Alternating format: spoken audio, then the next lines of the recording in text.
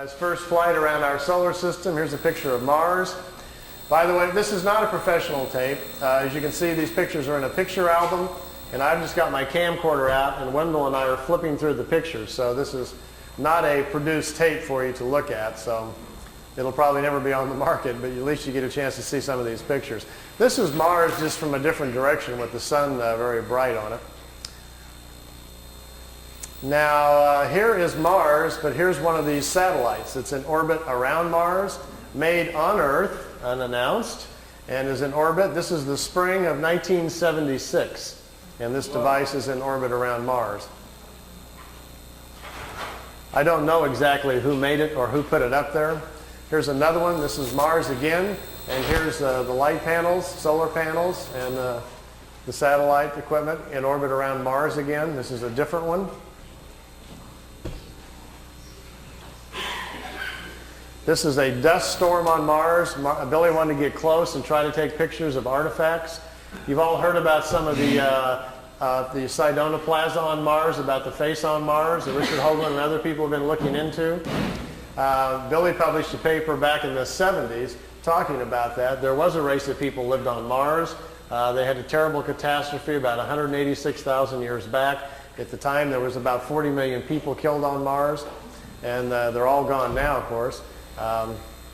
So there were societies there, and we will find quite a few remains of their civilization once we get up there. Here he's on board one of their large motherships. This is the side or the edge of a saucer that was parked inside as he was walking by it. Here's Jupiter. Here's the mothership in orbit. They're flying into it to go aboard. It was 17 miles high and about 10 miles in diameter. He spent 3 days on it. They went to different places in our galaxy to show him around. This was the craft that was right in front of him as they were flying into it. He took a picture of that one. Here again is back at Mars. These aren't in any particular order. Here's another object in orbit around Mars, and look, here's an American flag on it. So there's a couple of things that they put up there that the military's put up that we don't know about. This is a picture of Billy in a suit. He's on a prehistoric planet to see the dinosaurs. He's got a breathing apparatus on. This is a Pleiadian man, and they've stepped outside of the ship so he can see the animal life on this prehistoric world. Got his picture taken too. That's pretty good. This jumps back here to, remember the Apollo-Soyuz hookup, us and the Russians back in '76? Billy asked him if he could go up and watch it. They said, okay.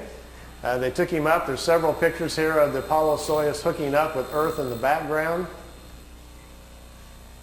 Some of the wildest pictures he's got. I mean, just look at the vantage point. The planet's in the background. How else would you get this picture unless you were up there at that particular vantage point? Not a lot of people have that in their photo albums, you know. You can imagine the people at NASA would crack up, you know. They'd probably find it a little hard to believe at first, but they don't have pictures like this. Here it is when it's just hooked up. There's Earth in the background, and here's the two capsules coming together. This is the top of the mothership. There's windows, but there was nobody in the windows as they came into it. We really missed out here.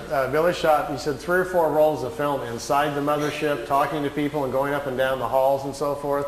He lost all of the pictures. They were all stolen from him.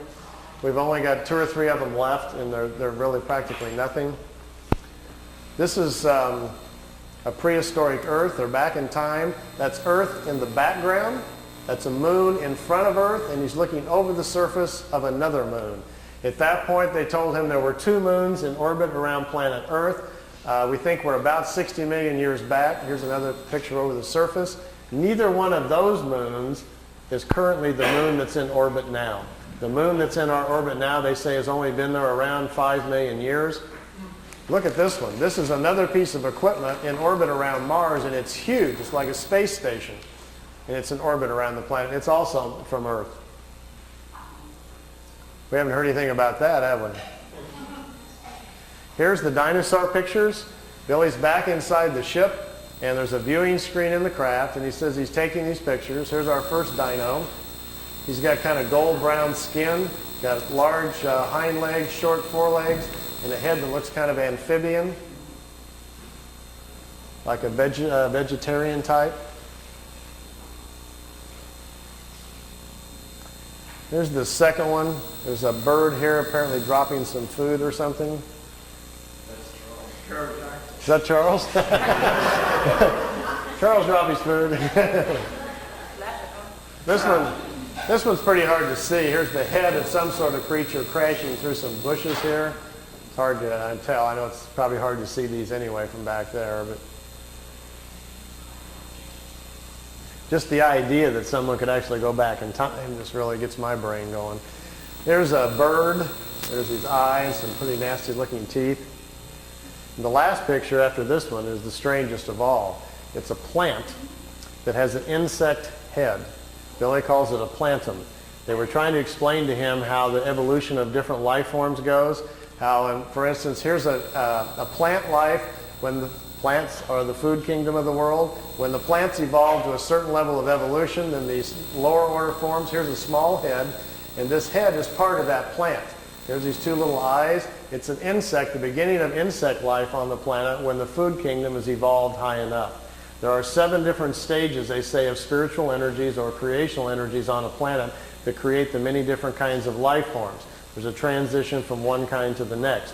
Ours is the 7th or the last one.